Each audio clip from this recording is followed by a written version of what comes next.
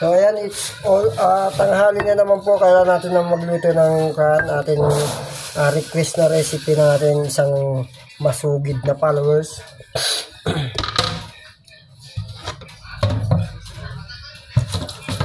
Kaya magluluto tayo. Ni-request na, kung sinabi niya kung pwede ba daw lagyan ng tokwa yung kan. So gagawin natin. Siyempre we have a chicken.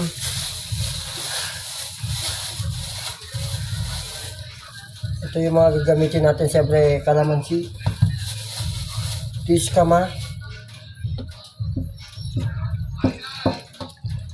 yan, tiskama.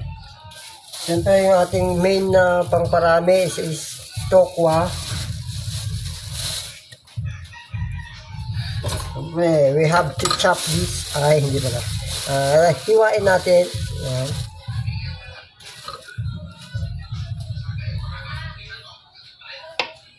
Baka makalimutan ko na naman.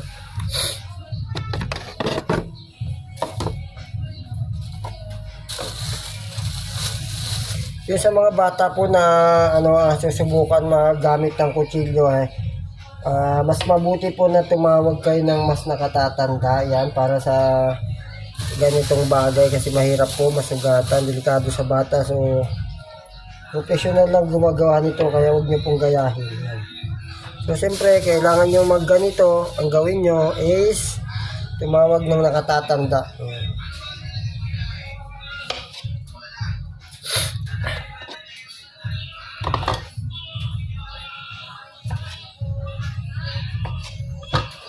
Siyempre iwain natin yung ating tiskama. Yan, tiskama.